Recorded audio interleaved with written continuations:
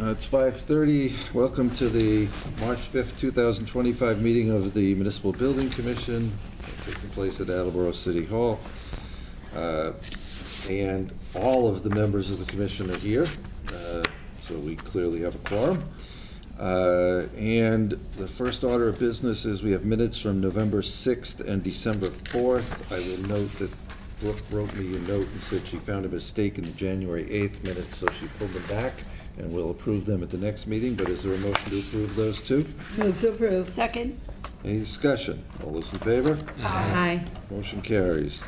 Okay, so we have a whole bunch of bills here, plus a couple of additional ones that came in at the last minute. But I think the first thing we're going to do is to talk about water. So you're number one.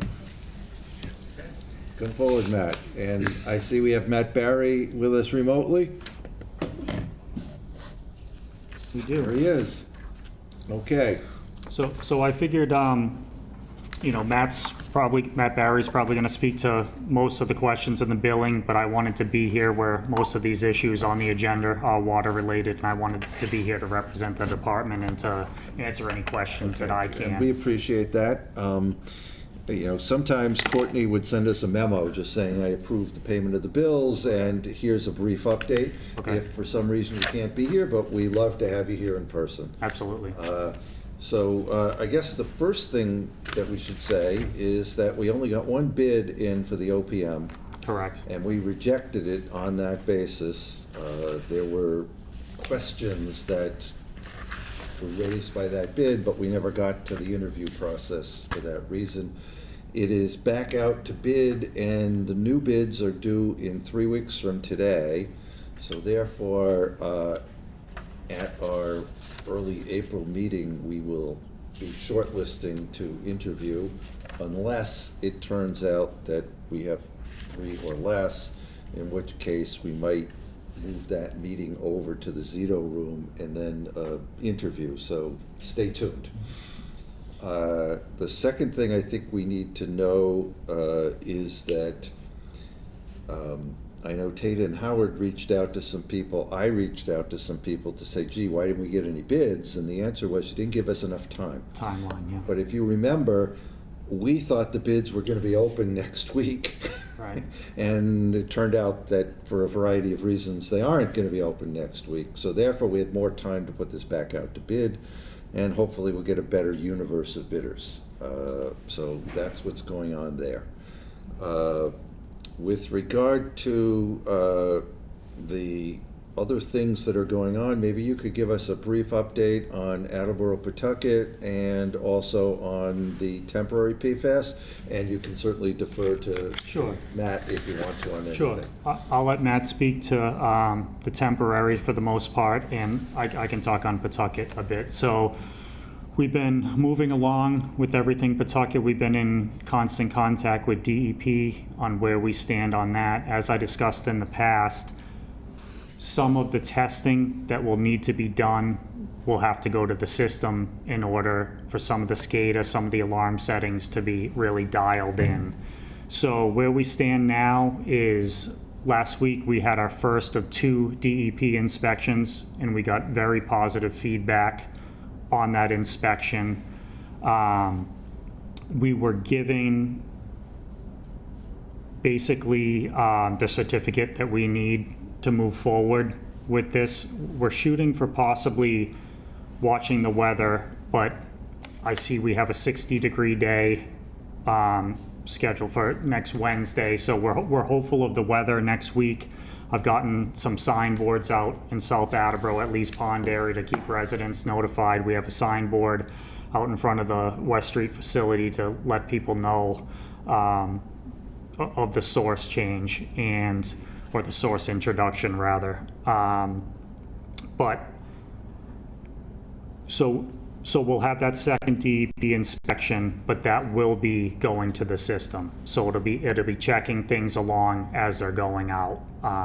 So that's not where you were concerned about creating ice, putting water out on the streets? Is that this is going to go? It is. We will be doing hydrant flushing as we're going out to the system. So that was my concern, that if we were boxed in on weather when we were looking to have this go out to the system. That was a concern, and that's kind of why we were keeping things general on being able to watch the weather. I haven't looked at the rest of the week, but Wednesday did stick out to me. So we'll have to continue to monitor, but we are looking to possibly go out to the system next week. And that will be on the city's website? It'll be on the city's website, it'll be on the signboards, and I can also do the Civic Ready, which will notify anybody that's signed up for the public notification. And I think there's a way that there's somebody in the city who does this stuff, but they can put it out on Facebook too. Correct. I think that would be helpful to give as much notice as we can. Absolutely. So, and then you had told us that you were still making policy decisions about whether to use it, whether to keep using Mansfield. Yep. What the story was with the turning on the temporary PFAS. So have you made some policy decisions, or is that still in Some of the stuff process? is ongoing, but I can speak to some of it. Basically, with Pawtucket, the way things stand is it was intended as an emergency source and an emergency connection. So with DEP right now, we're under that emergency classification until May 14th. So the way it stands now, we would only be able to use that Pawtucket interconnection until May 14th, unless that was extended. They typically don't like to extend, not to say it couldn't be done, but they typically don't extend. Granted, we still could be in drought status at that point as well, but I think the mindset is that this will be available to us technically as it stands now until May 14th. But I don't necessarily see the benefit to using this where we stand right now long-term. Oars Pond is 1 inch down. There's no sense in paying for water if we have water available to us right there. Manchester Reservoir has continued to make gains. We're just about at 142 there. I think the last time you talked to us, it was at 139. So Right. So we've, with some of the making rain, progress. we're essentially 4 feet and change from being full. And what's going to help that even more is Hoppin Hill has come up quite a bit as well. We're only 5 inches down at Hoppin Hill. When Hoppin Hill spills, it's going to come right down to Luther Dam, where we can pump up to Manchester as well. And that's without opening a valve. That'll be coming down naturally. So that's what, just through the design of the dam there, that's how it's gonna, the spillway there, how that's gonna go, which will only help us replenish Manchester. So nature has been helpful. It has. So as I've mentioned in the past, I think the way I view things now is that we want to test this equipment, as I mentioned before, gradually getting to the flows that we're permitted to get to, and then backing down. But at the time, at this current state, I don't see the benefits to us buying water if we have it readily available for us. Granted, that could be revisited if Oars Pond gets back at points we've seen 10 inches down. So that becomes a concern. And to get back over to the Mansfield situation, we currently have shut down the hydrant-to-hydrant connection. So technically, none of this is our jurisdiction, except to make sure that we have provided you with the tools that you need. So, but it's good to hear that we're moving in the right direction. Absolutely, and I'll speak briefly on the temporary. Stop and just ask anybody else has any questions on that. With the notification to the public, is it mainly for, discolorated water and, that the hydrants are going to be flushing out of there? Is there any other, what else does the public need to know? The water quality is the same. It's the discolored, right? Is that it? As we've discussed in the past, you had water moving one way in the mains for over 100 years now. You're essentially going to be reversing this flow. So that is exactly why, because of the potential discoloration, and that's exactly how the sign boards read, as a discoloration. And There's stuff that gets stuck inside the pipes, right? you have iron if and it's- manganese minerals that cake on, and when you have a disruption of So now flow. if you go the other way, it's no longer going to flow as smoothly because the obstructions are all going in this direction. Now you're going in this direction, right? Right, so the mineral content that builds up on the water mains breaks off and goes into solution. The iron is the orangish color you'll see, and the manganese is the black specks you would see. So you will have discoloration. And it's also to let people know sometimes when you have these events happen, whether it's a water main break, people assume sometimes that it's something within just their household. So it's letting them know that there is a process change going on. Is there any, I guess, is there a potential that there is breakage with the older pipes going water in the opposite direction? And We're hoping that's not going to be the case. It's always something to be conscious of, especially, and that's, I think, part of the benefit in the mindset with going gradually, where we're not just throwing, heavy volumes of water, and it's something that can be done gradually to mitigate those potential issues as much as possible. Okay. Any other questions? All right, then let's move on to Mansfield. I'll speak briefly to the temporary, and then I'll let Matt Barry take it over from there. One of the things we had discussed in the past was, looking at all our available options before taking the reduction in flow, going from the old or the current Wading River station that we're on now, making the switch over, and the loss of 500,000 gallons of production. So we wanted to look at that with the consultant on board and kind of see all our options available to us. So Matt is finishing getting all that information together, and we'll be making our decision on everything going forward. But it's where we're headed. Granted, I can't control the weather, but I feel better about things in the direction that we're headed in with the gains at Manchester. But I think when you have a facility that can remove, granted the PFAS levels, we're well within limits, but this plant was designed directly with PFAS removal design in place. So we're still doing well on the testing then? We are. So 11 parts per trillion was the last recorded from the current facility we're on now. And that was, I think, if I remember right, 13 in the last month, and the limit's 20? We had been as high as 19, Yeah. almost at the 20, and I think the last recorded at West Street was 8 parts per trillion. So we're well within, but we also have money allocated to this project, and we want to, look at all options, and reduction in flow is definitely something to be considered, but we put this plant in design and in for a reason. Other than turning it on and taking the hit in output, is the plant finished? Have we accepted things from the contractor?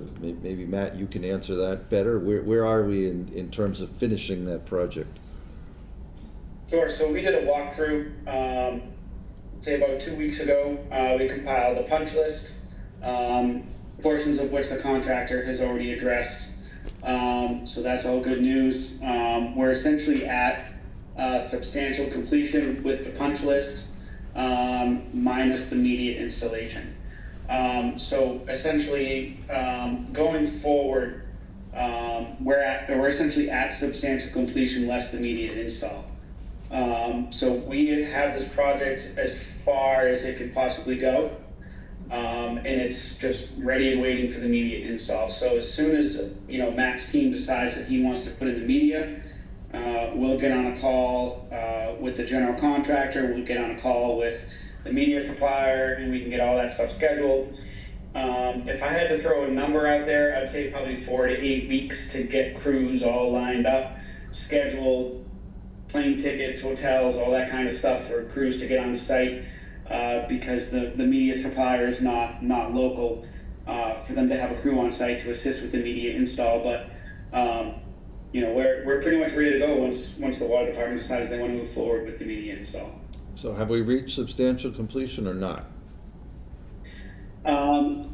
Yes, and that is basically going to be summarized in the letter, with the delay of the media install, but also some of the stipulations that the general contractor had is, even though that technically it's not really substantial completion because you still have the media installation to do, but part of the contractor's request was that we essentially grant them substantial completion minus the media install, and that helps him out on the insurance end. So the city would take ownership of the building, and the contractor would basically be released from some of those insurance requirements, which sort of takes the hit off of him.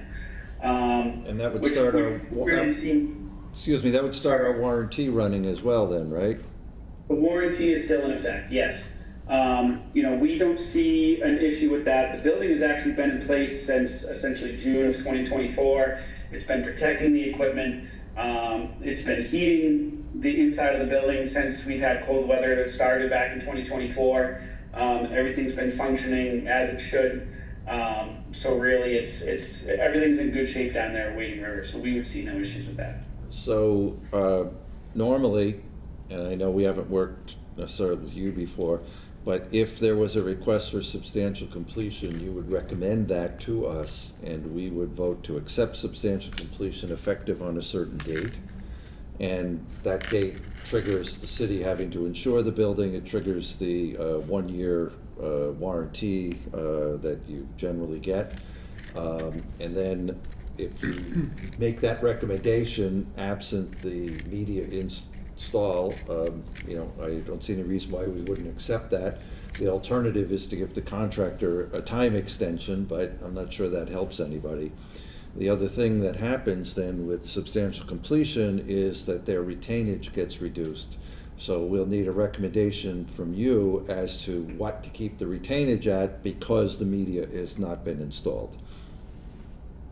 Correct, and that's a discussion that Matt Crotty and I have already had. And of course, that would all depend on what's left with the punch list. There's obviously certain items that aren't paid that are associated with the media install, startup, demonstration, all that kind of stuff. So obviously those items wouldn't be paid, plus you'd have the monetary value of the punch list.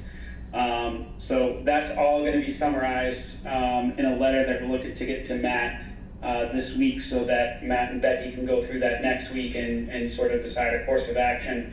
And we can start looking at a schedule, because if we are 4 to 8 weeks out, and they want to decide on pulling the trigger that they want this building ready, say late April or sometime in May, that's just something that we want to make sure that we stay on top of, schedule-wise, so that we can make sure we accommodate everyone's schedules and wants and needs.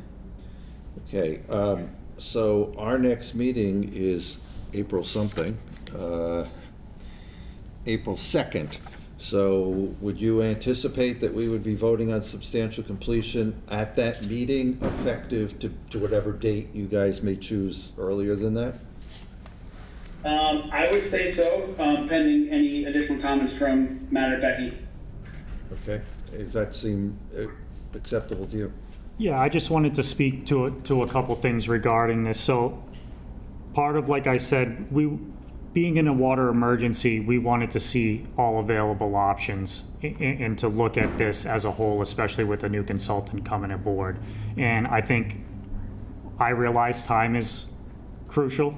So I think once we get our information from Matt and Tater and Howard, I will be looking to meet next week with Becky and also to have these discussions with the mayor. I realize this is in my line of things to do, but also, as much as the plant may be nearing substantial completion or at substantial completion, we still have a staff that has to take over this facility and a staff that needs to run it. So they need to be trained on it as well. But I realize, given the 6 to 8 weeks timeline that we're roughly talking about, I want to have these meetings and these conversations as soon as possible so that things aren't backed up any further than they need to be. Okay, well, we will be ready to vote on substantial completion as of whatever date you choose as the acting superintendent, and that our consultant is on board with. So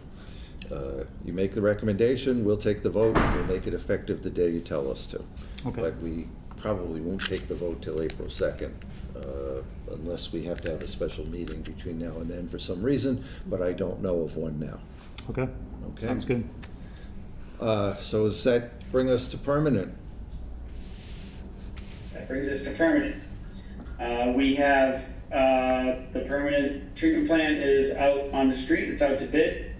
Currently, right now, we have, I would say, approximately 62 plan holders.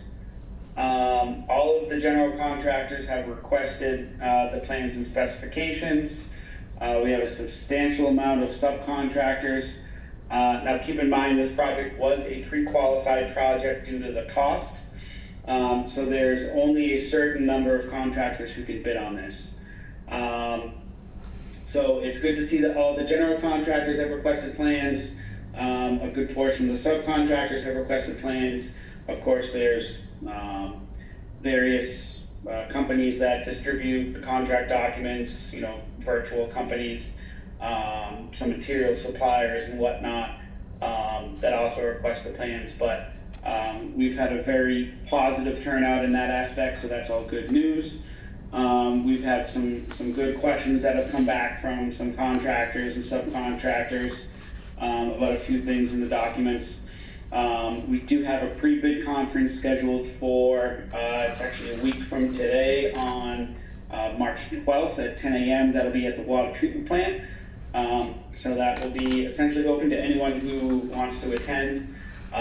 We'll basically walk through the project, we'll talk about the plans, the specifications, we'll open it up to anyone who's in attendance for questions. We will do a site visit, and then likely we'll be issuing some sort of addendum after the pre-bid conference to answer all of those questions, both the ones that we've currently received via email and also any other questions that we've had from the pre-bid conference. So, Do you have any will there? questions on that before I jump into any additional dates? Yeah, so, and maybe I'm jumping the gun here, but will there be a round of filed sub-bids and then a general bid? And Correct. what dates are those happening at? Yep, so the sub-bid deadline currently is March 26th. So all the sub-bids are due. We have a substantial amount of sub-bid categories due to the size of the building. So those are currently due on March 26th, unless for some reason something comes up where a sub-bidder might request an additional week. Sometimes that happens and we may or may not grant it. And then the general bid deadline is April 9th. We've actually had one general contractor who's already asked for an extension for that. Contractor that we've worked with before, and they're very common. They almost always ask for an extension, so it wasn't a surprise to us. So again, we'll get through this pre-bid conference on the 12th, and then we'll kind of decide, what level of comfort is there with the sub-bidders and the general contractors to see if an extension is necessary. The good thing is we had a very positive meeting with City Council last night in regards to the funding for the plant. So it looks like the funding and the loan order is going to be in place. So when it comes time to award the contract prior to June 30th, there won't be any hiccups there as far as reaching principal forgiveness for this contract, which is upwards of $3.3 million that the city could see back as principal forgiveness against the loan through the SRF program. So, that's our key deadline right there is June 30th. So, there's a little bit of wiggle room, but, we want to leave ourselves a little bit of room there in the month of May to get through all our documents, get contracts signed, get bond insurance in, and just make sure we get all the I's dotted and the T's crossed. But given the time frame that we have to get to June 30th, which is still basically 3 months away, we actually March, April, May, June, it's 4 months away. So I guess, speaking from my point of view, if we get a better round of bidding because we give an extra week for the sub-bidders or an extra week for the general, I don't think we would necessarily be opposed to that. if we needed to sign a contract by, April 30th, that would be a different story. But we've got some play there. So I think that in talking to these people about the bids, if an extra week or, an extra week for both of them is needed, I don't think we would have any objections to that. Sure, absolutely, we totally agree with that. The other thing that we're also keeping an eye on is this is a very heavy bidding season right now. There are a lot of treatment plants that are on the street right now, especially with SRF funding, especially with PFAS. So we're kind of keeping an eye on those other plants, when those other plant bid dates are, when the sub-bid dates are. Just trying to see how that all fits with our bid schedule. To see, do we want to try to get them in before these other treatment plants, so the contractors may bid on our plant and get our plant sort of as a potential low bidder first, and they may decide not to bid on these other plants, or it's a giant game. Do we want to let our plant go past the bid date of these other plants, and then these contractors might be potential low bidders on these other plants, and they say, oh, let's throw the Attleboro bid out and forget about bidding on Attleboro because we got these other 2 plants that we already won. So there's so much going on between how many treatment plants are out there, all the SRF funding, all the BABA requirements. This spring is really something that we haven't really ever seen before. So it's going to be interesting to see how it all plays out.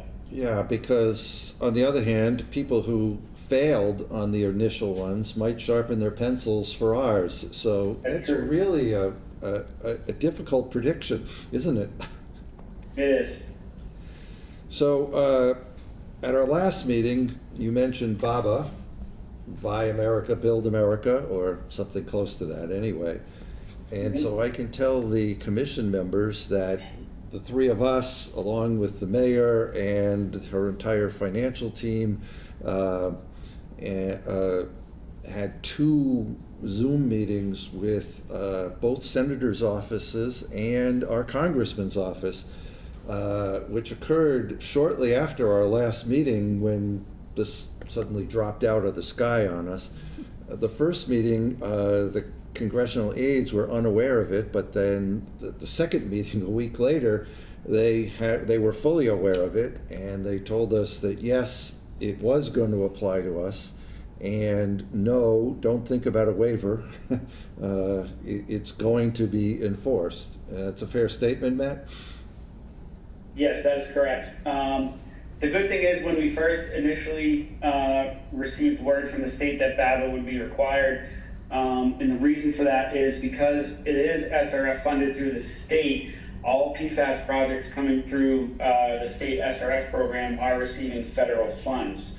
So the BABA requirements are a federal requirement.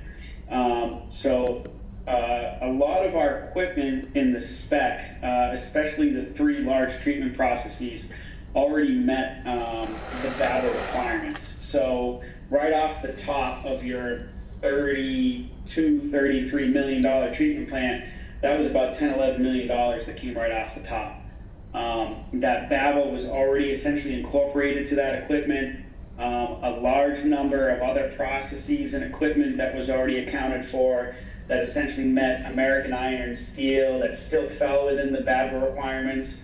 Basically took what we saw as a 25% increase on the $32 to $33 million treatment plant and actually only applied to about $11 million of the total plant.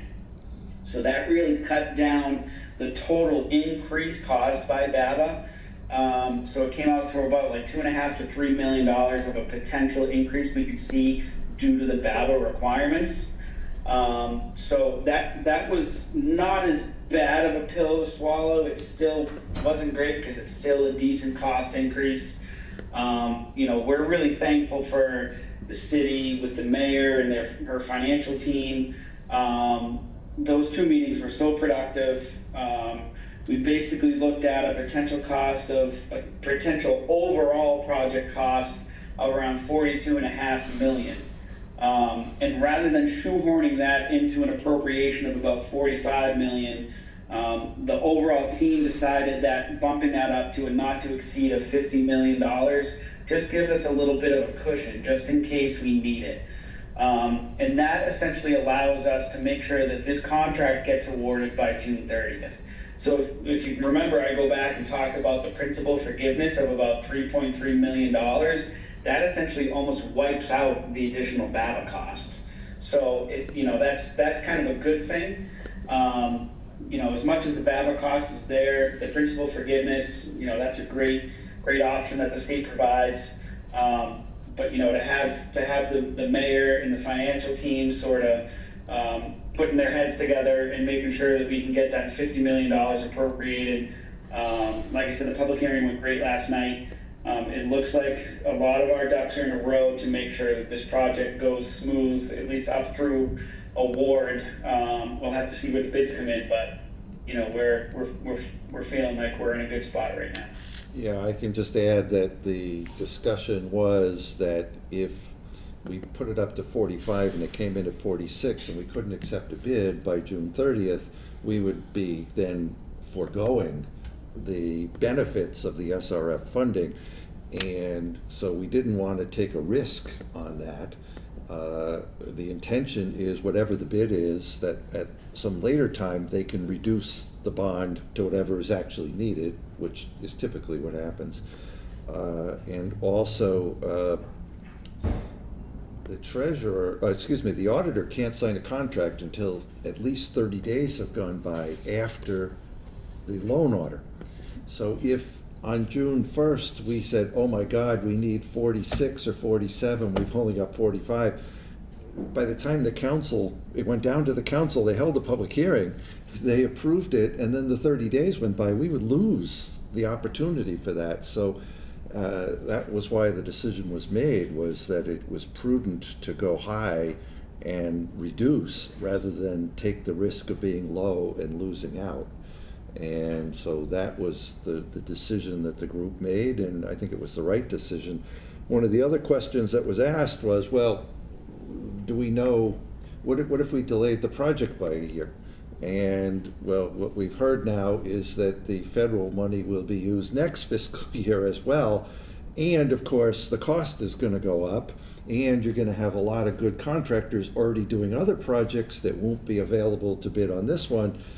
And then finally, I know the treasurer, and she did an excellent job of this last night, explained to the council and the public that if we forewent the SRF funding and went out to market, that we'd be looking at 4% on the bonds instead of 0% during construction, and perhaps 2 to 2.4% on the permanent financing. So the cost of doing that was on the order of $10 million or more over the life of the loan, and so it clearly made sense to do what the mayor and the financial team and the treasurer decided to do. And that's the context of what went on last night.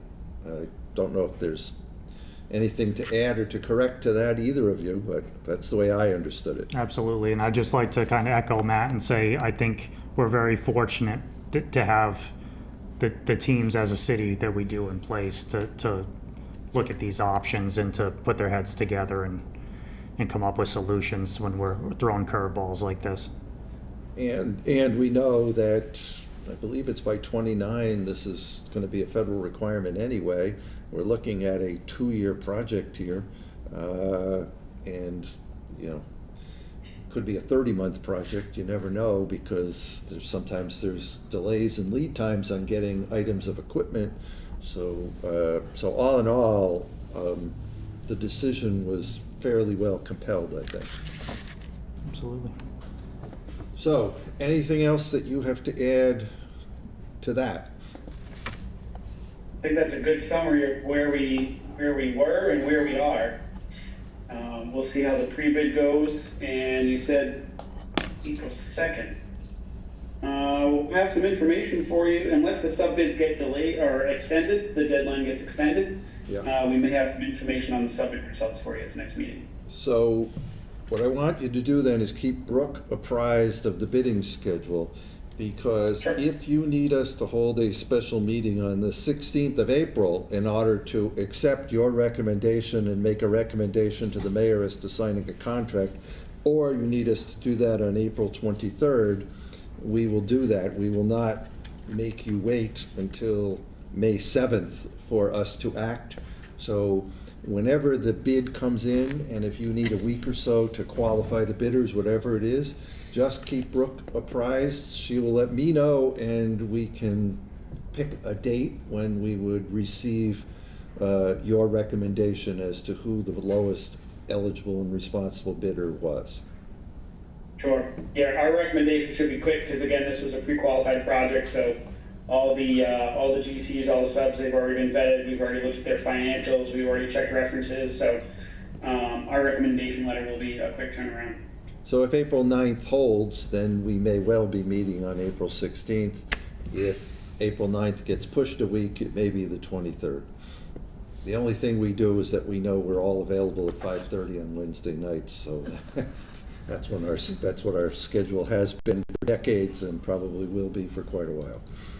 So, other than that, we've got some bills to pay, right? Correct.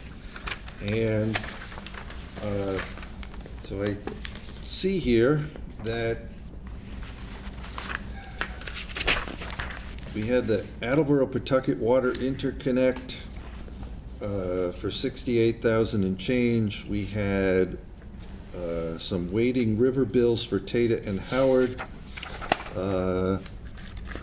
We have some emergency PFAS bills for Tata and Howard, all that are on our agenda. So I'm going to ask you, Matt, are these in order to pay? Yes, they are. Okay. So let's take all of those as a group. Is there a motion? Move to approve. Second. Is there any discussion? All those in favor? Aye. Any opposed? Motion carries. Now, I believe also that there were a couple of bills that may be at the back of our packet that came in from Bishko. And Matt, were those bills that you were asking us to add to the agenda?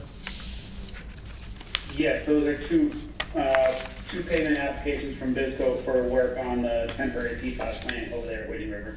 Okay. And so I see one here, which is, let's see which requisitions those are. I see one ending December 31st, 2024, in the amount of $810,421.38. And I see another one for January 31st, 25, for $195,606.75. Are you recommending those to us? Yes, we're recommending payment for pay apps 6 and 7. And are you? Yes, I am. Okay. Is there any questions on that? Then a motion's in order. Move to approve. Second. All those in favor? Aye. Any opposed? Motion carries. So, have we done everything we need to do with the water department? I believe that checks all the boxes. Excellent. Thank you for both of you for your attendance and explaining this, both to us and to the 3 or 4 people who watch us on TV. And we appreciate your time this evening, and we will see you certainly on April 2nd and perhaps at some other date in April as we just discussed. So thank you. Thank you for having me. Thank you so much. Take care. Thank you for attending, Matt. Okay. You're welcome, Matt. Thanks. Have a good evening. All right, so also going back to the bills, there were a couple of bills for Willett that I actually signed previously, but that we didn't have a quorum to approve. So those two, there's a motion in order to approve those. Move to approve. Second. Any discussion? All those in favor? Aye. Opposed? Motion carries.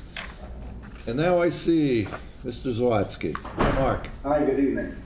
So, we don't have to be out of here for another 21 minutes? It's not going to take that long, Mr. Chairman, members of the NBC.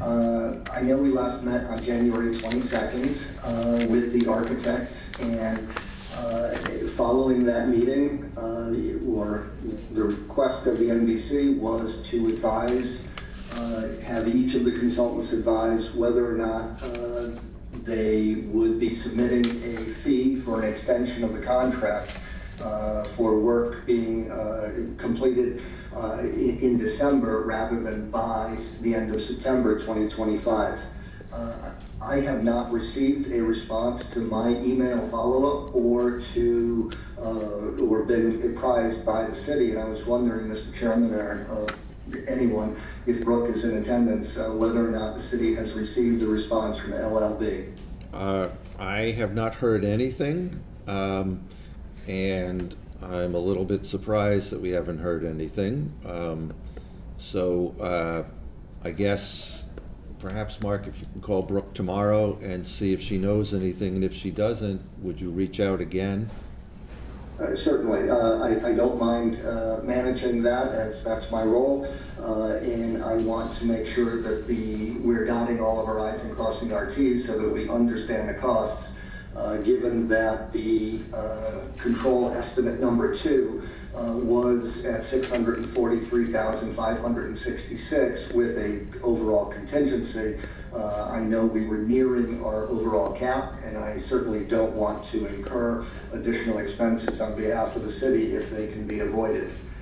So I'm with you on that. So the current plan, or the questions that I've asked, is for a updated design timeline based on the extension and what the recommendation is in terms of going out to bid, whether that be during the summer, early fall, or exactly when. And that's a conversation to be had with different vendors as we attempt to get feedback from them. So as it currently stands, we want to begin the move management phase of the project in the last week of November, the week of November 24th. Obviously, that's Thanksgiving week, so that we can hit the ground running with the replacement flooring for Monday, December 1. So that's our goal, and we're going to begin the procurement process. We can finalize the design, make sure that it's on budget, and then procure it and make sure the product is there so that we can execute in accordance with the timeline and that meets the city's requirements. So I didn't know if you had any questions for me, because I don't have any updated progress drawings, although I do know that Amy Rillinger from the library has been meeting with them, and we've been tweaking little rooms and looking at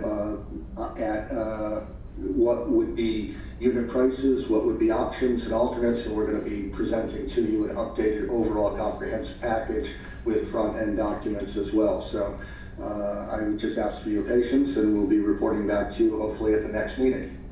Okay. I'm not sure. I think at the last meeting we discussed this, but let me just put it out there again, is that the mayor, the library director, library board all endorsed the concept that we close the library for a 1-month period rather than close it on a rolling basis over 3 months. It seems that it's A, cheaper, B, it's more efficient, and C, it puts no one at risk on the library staff or the public of going into an occupied building that is under construction. So there were a lot of really good reasons, and then we looked at the fact that the library's busiest season is when school is out in the summer. It's also fairly busy in September, and the time that the library is the least busy is December. So therefore, the recommendation was made, it was endorsed by the mayor, that we go with a 1-month close down in the time frame that Mark just described to us. So that seems to make the most sense. And so other than that, if you don't have any other questions for Mark, we had a bill for you, which we'll approve in a moment, and LLB also had billed us for the period ending. 16,297.49. Excuse me? That's the amount of the bill.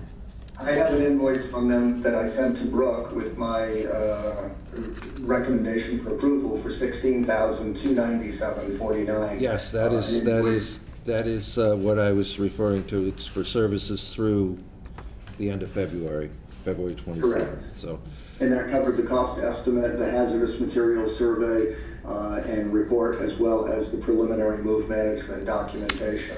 It did not include any money for design services through the end of February beyond what they had previously billed that had been reviewed and paid. Okay.